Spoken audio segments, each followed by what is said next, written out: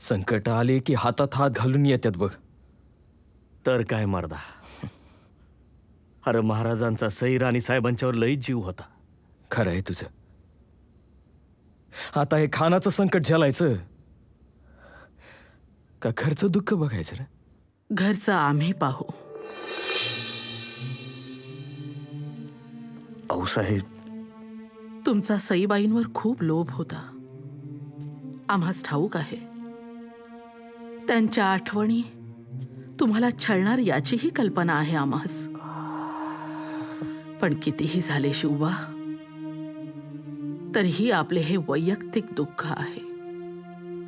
त्यास उंबरठ्या बाहेर कधीही आणू नका.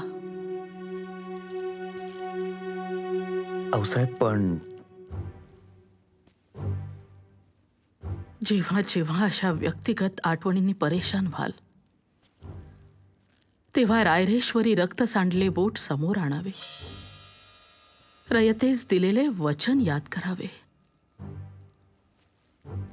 शिवबा, तुमचे व्यक्तिगत आयुष्य आता संपले आहे. आता विचार करायचा तो फक्त स्वराज्याचा.